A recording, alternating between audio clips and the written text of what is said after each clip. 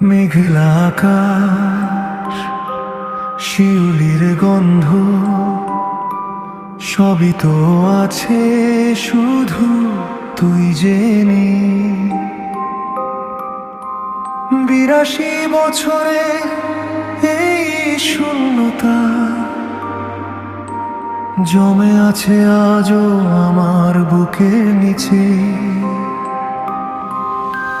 কোল ভরবে ভেবে ছুঁয়েছিলি তুই, ভুল কোনো মিথ্যে দেবতার পা। আমি তো চেয়েছিলাম শুধু তোকে, অবুঝ মনটাকে বুঝলো না। লাল সুতো আর তামার মাদুলি কেড়ে নিল আমাদের চেনা আকাশ। হিজল তলার ওই ঠান্ডা মাটিতে থেমে গেল দুটো দীর্ঘশ্বাস। তোর চিৎকারে আমি ছুটে এসেছিলাম, অন্ধকারে জড়িয়ে ধরেছিলাম হাত। বুঝিনি আমি সেই শেষ ছোঁয়া, এরপর নামবে শুধু অনন্তরা।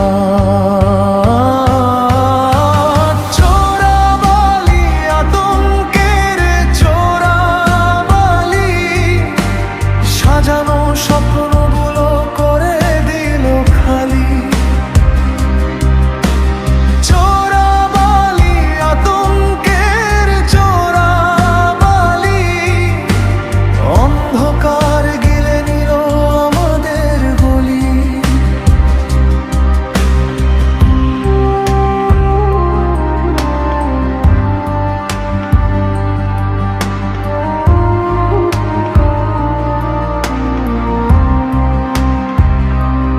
আজ আমি ঘুরি শুধু ছায়া হয়ে, ভুলে গেছি নিজেরই পুরনো নাম। তুইও তো ডাকিস আজ অচেনা সুরে, অভিশপ্ত এই প্রেমের কি দাম। পাশাপাশি আছি তবু চিনি না যে কাউকে, মাঝখানে জমে আছে স্মৃতির ধুলো। কেমন এই মায়া, কেমন এই ফাঁদ, আমাদের চেনা পথ ভুলিয়ে দিল। অচেনা একটা মানুষ আজ এসে ফেরালো আমাদের হারানো সেই ঋণ। চোখে চোখ পড়তেই চিনলাম তোকে, ফুরিয়ে এলো অপেক্ষার দিন। চোরাবালি আতঙ্কের চোরাবালি, সাজানো স্বপ্নগুলো করে দিল খালি। চোরাবালি আতঙ্কের চোরাবালি, অন্ধকার গিলে নিল আমাদের গলি। ওই দেখ আকাশে কাল পুরুষ হাসে, তারারা ডাকছে আজ আয় না ফিরে। সাদা কাপড়ে ঢেকে সব অভিমান হারিয়ে যায় চল স্মৃতির তীরে। আর কাঁদবি না, আর ডাকবি না, মিটে যা কাজ সব মিথ্যে খেলা।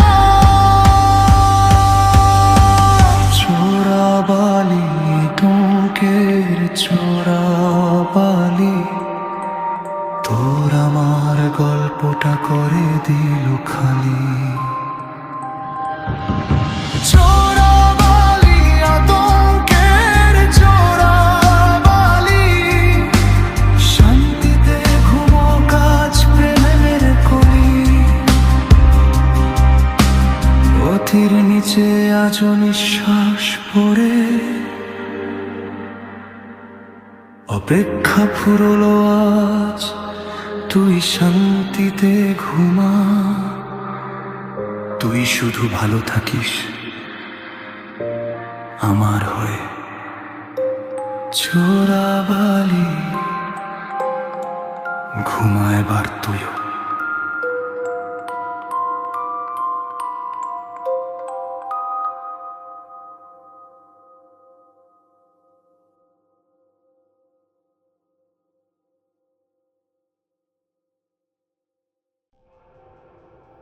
রাত গভীর হলে ছায়া হয়ে নামে আতঙ্ক। এখন আলো নিভে যাবে, শব্দ জেগে উঠবে। তুমি প্রবেশ করছো ভয় আর অজানার গহ্বরে। এটা ভৌতিক জোন।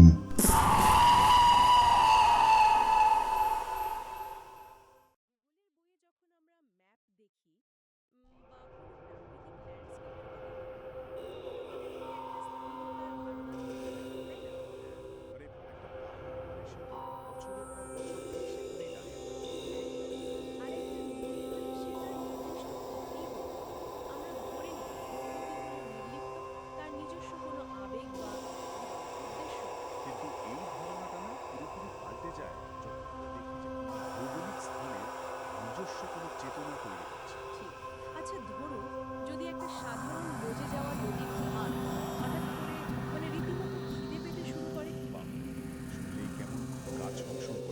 হ্যাঁ, আজকের এই গভীর আলোচনায় আমরা এমনই কিছু আর্কাইভাল রেকর্ড আর পুরনো ডায়েরির পাতা ঘেঁটে দেখব।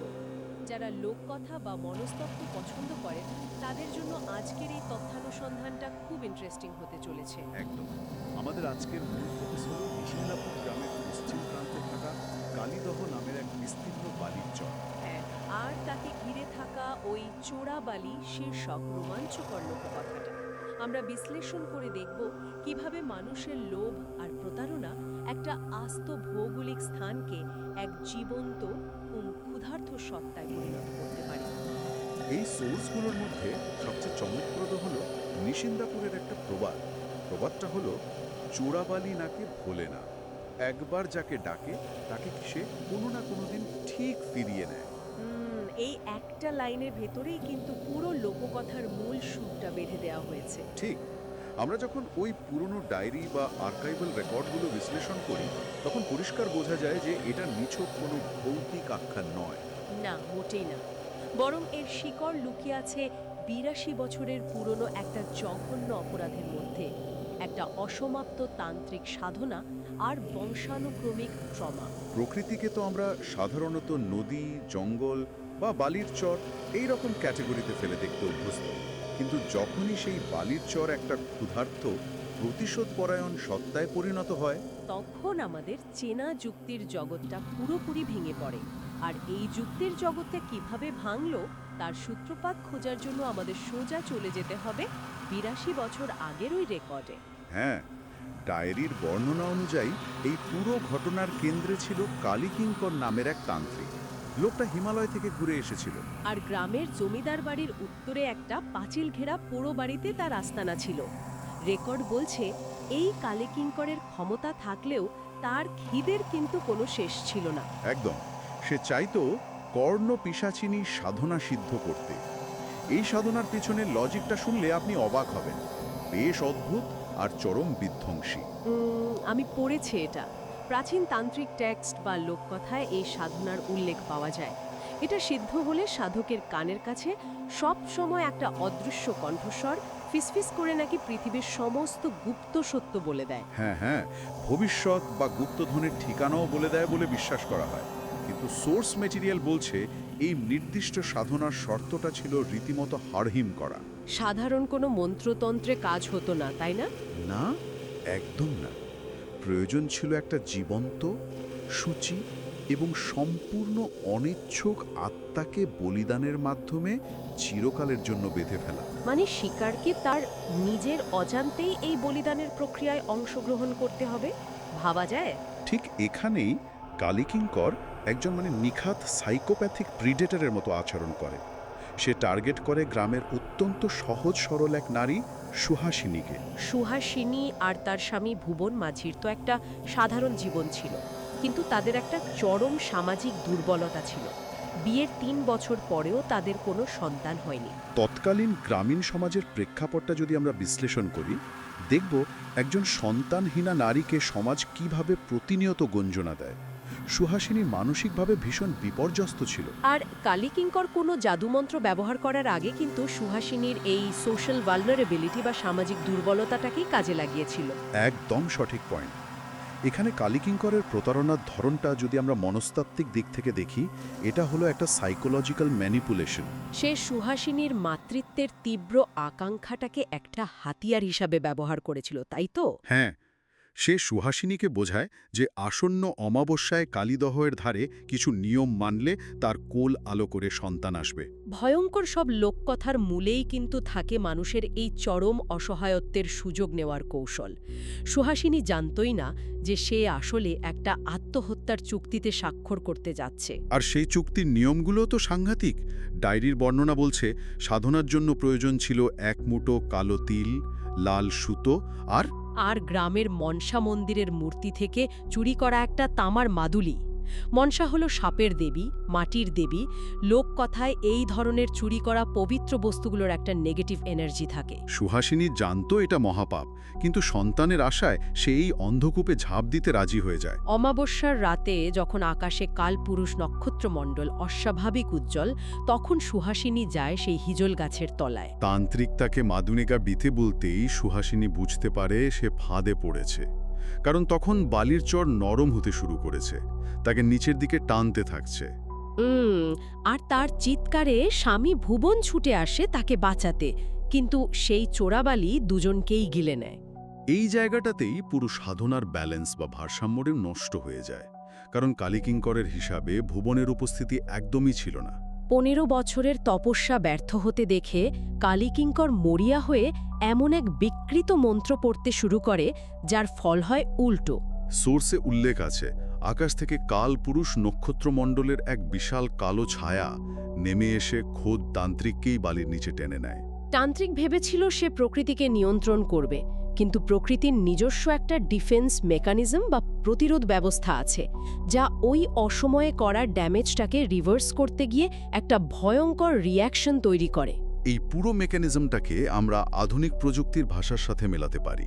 হ্যাঁ, কালিকিঙ্করের এই জাদুকে একটা ধ্বংসাত্মক কম্পিউটার ভাইরাসের সাথে তুলনা করা যায়। ধরুন একজন ম্যালিশিয়াস হ্যাকার, মানে আমাদের এই কালিকিঙ্কর, সে প্রকৃতির সিস্টেমে একটা ভয়ঙ্কর কোড বা ভাইরাস পুশ করার চেষ্টা করেছিল নিজের স্বার্থে। ঠিক, কিন্তু কোডটায় বাঘ কাকায় অর্থাৎ ভুবনের অপ্রত্যাশিত আগমনে সাধনা ভেস্তে যাওয়ায় সেই ভাইরাসটা ব্যাকফায়ার করে। সিস্টেম হ্যাকারকেই আইডেন্টিফাই করে প্রথমে তাকেই ডিলিট করে দেয়। কিন্তু ভাইরাসটা তো হ্যাকারকে ডিলিট করেই থেমে থাকে না, সেটা সিস্টেমের ভেতরে ব্যাকগ্রাউন্ডে রান করতে থাকে। এটাই হলো সবচেয়ে বড় ট্র্যাজেডি। মানে হ্যাকার হয়তো ধ্বংস হলো, কিন্তু সিস্টেমের দুটো একদম নিরীহ ফাইল, অমু সুহাসিনী আর ভুবন, তারা চিরকালের জন্য কারাপ্ট বা বিকৃত হয়ে সেই সিস্টেমের ভেতরেই আটকে রইল। তাদের যে মূল আইডেন্টিটি বা সত্তা, সেটা পুরোপুরি নষ্ট হয়ে গেল। ঠিক বলেছেন। চোরাবালি নামের ওই ফোল্ডারটা চিরকালের জন্য একটা ম্যালওয়্যার হয়ে রয়ে গেল। আর এই কারাপ্ট হয়ে যাওয়ার কারণেই 82 বছর ধরে সুহাসিনী আর ভুবন ওই চোরাবালিতে আটকে থাকে। সুহাসিনী পরিণত হয় কর্ণপিশাচিনীতে, যে তার সুরেলা কান্না দিয়ে মানুষদের বালির দিকে ডাকে, আর ভুবনও হয়ে যায় এক বেতাল, যে অন্ধ আক্রোশের শ্মশানের দিকটা পাহারা দেয়। তারা স্বামী স্ত্রী, অথচ একে অপরকে চিনতে পারে না। বাপরে, এই যে সিস্টেমটা কারাপ্ট হয়ে পড়ে রইল, সেটা কিন্তু সময়ের সাথে সাথে আরও ভয়ঙ্কর হয়ে ওঠে। প্রকৃতির তো একটা নিজস্ব হিসাবের খাতা আছে, আর এখান থেকেই সোর্স মেটেরিয়ালের পরবর্তী অধ্যায় মানে জেনারেশনাল ট্রমার বিষয়টা সামনে আসে। এই জেনারেশনাল ট্রমা বা বংশানুক্রমিক ঋণের ব্যাপারটা লোককথার একটা অত্যন্ত গভীর দর্শন। আমরা যখন অনিমেষের গ্রামে ফিরে আসার রেকর্ডটা দেখি, সেটা খুব ইন্টারেস্টিং। হ্যাঁ, শহর থেকে অনিমেষ নিশিন্দাপুরে আসে তার মামার শ্রাদ্ধের কাজে। এসেই সে বুঝতে পারে গ্রামটার উপর একটা থমথমে আতঙ্কের চাদর বিছানো। কারণ সম্প্রতি নবীন ঘোষ নামের এক 20 বছরের ছেলে ওই কালীদহের ধারে হারিয়ে গেছে। কেবল তার একটা চটি পাওয়া গেছে বালির কিনারে। এই ঘটনাটা প্রমাণ করে যে 82 বছর আগের সেই ম্যালওয়্যারটা এখনও অ্যাক্টিভ, সেটা নতুন করে সিস্টেমকে কারাপ্ট করতে শুরু করেছে। আচ্ছা, অনিমেষের এই ফিরে আসাটা কি নিছকই কাকতালীয়, নাকি ওই পূর্বপুরুষের রেখে যাওয়া অসমাপ্ত কাজ তাকে টেনে এনেছে? এটা খুব ভালো প্রশ্ন। অনিমেষের গ্রামে আসাটা এবং গ্রামের 80 বছর বয়সী বৃদ্ধ শ্রীহরি কবিরাজের সাথে তার দেখা হওয়াটা পুরো ন্যারেটিভকে এক নতুন দিকে নিয়ে যায়। হ্যাঁ, কবিরাজের কাছে থাকা তথ্য আর অনিমেষের ঠাকুরদা ভোলানাথের রেখে যাওয়া জীর্ণ ডায়েরি থেকে একটা অসমাপ্ত ইতিহাসের কথা জানা যায়। 82 বছর আগে কালী কিঙ্করের মৃত্যুর পর তৎকালীন পুরোহিত ভোলানাথ চেষ্টা করেছিলেন ওই অশুভ শক্তিকে আটকে রাখার জন্য। একটা প্রতিরোধী অনুষ্ঠান করে তিনি একটা কোয়ারেন্টাইন জোন তৈরি করার চেষ্টা করেছিলেন। কিন্তু শরীর সাথ না দেওয়ায় তিনি সেটা শেষ করে যেতে পারেননি। ডায়েরিতে স্পষ্ট লেখা ছিল, মাদুলি ফিরিয়ে না দিলে বাঁধন কখনো সম্পূর্ণ হবে না। তিনি লিখেছিলেন, আমি ব্যর্থ হলাম। আশা করি পরের প্রজন্ম এই ভুল শুধরে নেবে। ভোলানাথের এই লেখাটা লোককথার কসমিক ব্যালেন্স বা মহাজাগতিক ভারসাম্যের ধারণাটাকে খুব সুন্দরভাবে তুলে ধরে। একদম। প্রকৃতি বা মহাবিশ্ব কোনো অসমাপ্ত কাজ বা অবিচারকে সহজে মুছে যেতে দেয় না। পূর্বপুরুষের কোনো বড় ভুল শুধরানোর দায়ভার পরবর্তী প্রজন্মকেই নিতে হয়। মনস্তাত্ত্বিকভাবে দেখলে এই জেনারেশনাল ট্রমা হলো এমন এক ঋণ যা সময়ের সাথে সাথে সুদে আসলে বাড়তে থাকে। ভোলানাথ যে প্রতীকী দড়ি দিয়ে ওই অশুভ শক্তিকে বেঁধেছিলেন, সেটা 82 বছরে প্রায় ছিঁড়ে এসেছিল। তাই নবীন ঘোষের মতো তরুণেরা হারিয়ে যেতে শুরু করেছিল। অনিমেষে আসতেই হতো, কারণ ওই মহাজাগতিক ভারসাম্যটা ফিরিয়ে আনার দায় তার রক্তেই লেখা ছিল। ঠিক, রক্ত বা ব্লাড লাইন লোককথায় একটা হোমিং বিকন হিসাবে কাজ করে। এই দায়ভার মেটানোর জন্য সবার আগে দরকার ছিল মনসা মায়ের সেই চুরি যাওয়া তামার মাদুলিটা, যেটা পুরো ঘটনার এপিসেন্টার। সোর্স বলছে, অনিমেষ আর কবিরাজ মিলে ঠিক করে পরের অমাবস্যার রাতেই তাদের এই অসমাপ্ত কাজ শেষ করতে হবে। তারা সাহস করে ঢোকে কালীকিঙ্করের সেই জঙ্গলে ঢাকা পোড়ো বাড়িতে।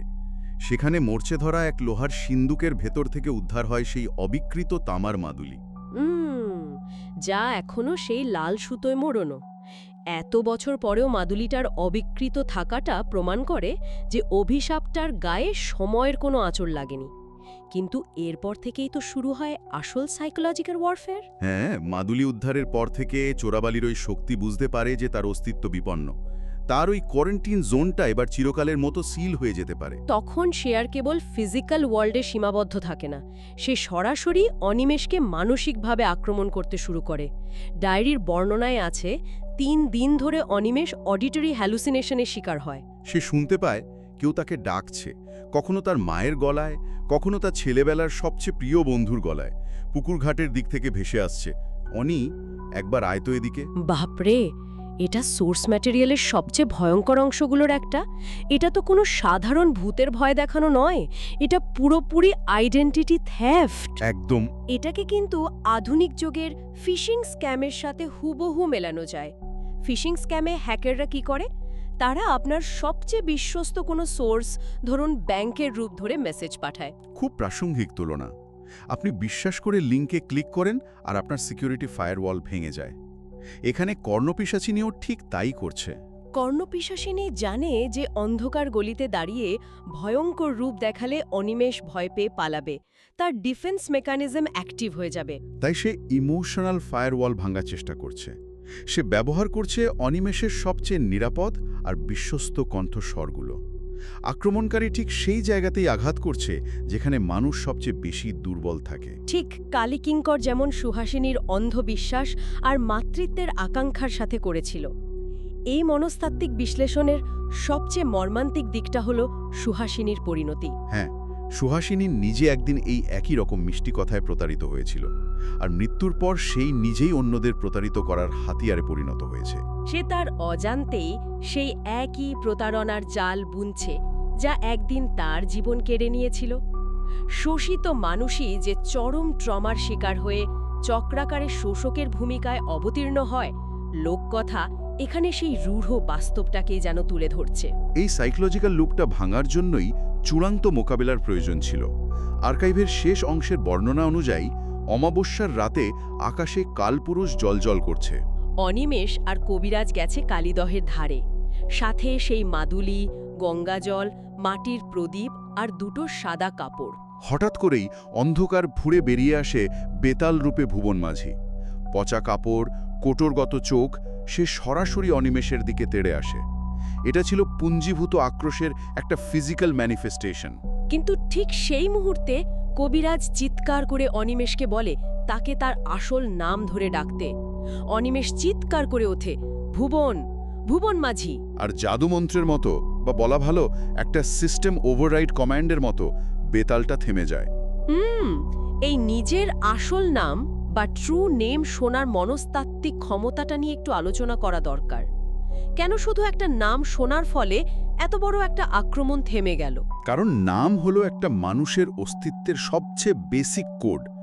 লোককথায় বিশ্বাস করা হয় যে নামের ভেতরেই মানুষের মূল সত্তা লুকিয়ে থাকে। ৮২ বছর ধরে ভুবন কেবল একটা অন্ধ আক্রোশ বয়ে বেড়াচ্ছিল। সে তো ভুলেই গেছিল সে কে, কিন্তু যেই মুহূর্তে সে তার নিজের নামটা শুনল, ওই শব্দটা তার দানবীয় রূপটাকে ভেঙে দিল। মানুষের চেতনায় পরিচয়ের যে কগনিটিভ অ্যাঙ্কারিং বা মনস্তাত্ত্বিক নোঙর থাকে, এটা তার এক দারুণ উদাহরণ। নামটা তাকে রিয়ালিটির সাথে আবার কানেক্ট করলো। তাকে মনে করিয়ে দিল যে সে একসময় মানুষ ছিল। আর ঠিক এই কগনিটিভ অ্যাঙ্কারিংয়ের সুযোগটাকেই কাজে লাগায় অনিমেষ। বালির ভেতর থেকে যখন কর্ণপিশাচিনী রূপে সুহাসিনী উঠে আসে, সে ঘোরের মধ্যে ভুবনকে খুঁজছে। অনিমেষ তখন সেই চুরি যাওয়া তামার মাদুলিটা তুলে ধরে। এরপর গঙ্গাজল ছিটিয়ে, প্রদীপ জেলে, বালিটার উপর সাদা কাপড় বিছিয়ে তাদের এক প্রতীকী সৎকার সম্পন্ন করা হয়। ৮২ বছর পর ওই দুটো আত্মা একে অপরকে চিনতে পারে। ডায়েরির শেষ লাইনগুলো বলছে তারা একসাথে মিলে একটা আলোর বিন্দু হয়ে আকাশে ওই কালপুরুষ নক্ষত্রমণ্ডলীর দিকে মিলিয়ে যায়। একটা মহাজাগতিক ঋণ এভাবেই শোধ হয়। আপাত দৃষ্টিতে মনে হতে পারে যে গল্পটা এখানে একটা শান্তির সমাপ্তি পেল, কিন্তু সোর্স মেটেরিয়ালের একেবারে শেষের দিকের কিছু অবজারভেশন আমাদের একটা অস্বাস্থ্যকর জায়গায় দাঁড় করিয়ে দেয়। হ্যাঁ, পরদিন সকালে শ্রীহরি কবিরাজ অনিমেষকে বলেন যে সুহাসিনী বা ভুবন তো আসলে শিকার ছিল। আসল যে অশুভ সত্তা, মানে কালী কিঙ্করের সেই মাত্রাচাড়া লোভ আর তার ওই বিকৃত মন্ত্র যা দিয়ে এই পুরো ম্যালওয়্যারটার জন্ম হয়েছিল, তা হয়তো ওই কালপুরুষের ছায়ায় আটকে থাকলেও পুরোপুরি ডিলিট হয়ে যায়নি। ঠিক তাই। গ্রাম হয়তো এখন শান্ত, কিন্তু একটা অস্বস্তিকর পরিবেশ রয়েই গেছে। সোর্স বলছে প্রতি অমাবস্যায় যখন আকাশে কালপুরুষ সবচেয়ে উজ্জ্বল হয়ে ফোটে, গ্রামের মানুষ আজও তাড়াতাড়ি জানালা বন্ধ করে দেয়। কারণ তারা জানে বালির চরের অন্তত হাত দুয়েক জায়গা এখনও ওই রাতগুলোতে নরম হয়ে থাকে, থকথাকে হয়ে থাকে, যেন মাটির নিচে কিছু একটা এখনও খুব ধীরে নিঃশ্বাস ফেলছে। প্রকৃতির বুকে মানুষের চরম লোভের যে ক্ষত তৈরি হয়, তা হয়তো কয়েকটা মন্ত্র বা একটা মাদুলিতে পুরোপুরি মুছে যায় না। এই অপেক্ষাটা আসলে সেই পুরনো অন্ধকারেরই অপেক্ষা। এই ধরনের লোককথাগুলো আমাদের সবসময় একটা সতর্ক বার্তা দিয়ে যায়। একটা ভৌগোলিক স্থানে ঘটে যাওয়া ট্রমা সেই জায়গার মেমোরিতে স্টোর হয়ে থাকে। যতদিন না মূল অপরাধের শিকড়টা উপড়ে ফেলা হচ্ছে, ততদিন ওই খিদে পুরোপুরি মেটে না। এই অস্বস্তিকর কিন্তু অত্যন্ত জরুরি ভাবনার রেশ ধরেই আমরা আজকের তথ্যানুসন্ধানের একদম শেষে চলে এসেছি। আমরা দেখলাম কিভাবে মানুষের স্বার্থপরতা আর চরম মাত্রা লোভের ফলে একটা সম্পূর্ণ নির্দোষ প্রাকৃতিক জায়গা একটা ভয়ঙ্কর সত্তায় পরিণত হতে পারে। এখান থেকে একটা বৃহত্তর চিন্তার জায়গা তৈরি হয়। যারা শুনছেন তারা ভেবে দেখতে পারেন, আমাদের চারপাশে, আমাদের আধুনিক সমাজেও কি এমন অনেক চোরাবালি লুকিয়ে নেই? একদম। পুরনো কোনো অবিচার, কোনো না বলা শোষণের ইতিহাস বুকে নিয়ে আমাদের চারপাশের কোনো প্রতিষ্ঠান বা কাঠামো কি নীরবে নিঃশ্বাস ফেলছে না? কে বলতে পারে? হয়তো তারাও দিনের পর দিন অপেক্ষা করে আছে তাদের জমে থাকা হিসেব মেটানোর জন্য। কারণ প্রবাদ্য বলেই, চোরাবালি নাকে ভোলে না। এই গভীর ভাবনার রেশ নিয়ে আজকের মতো আমাদের এই তথ্যানুসন্ধান এবং বিশ্লেষণ এখানে সমাপ্ত করছি।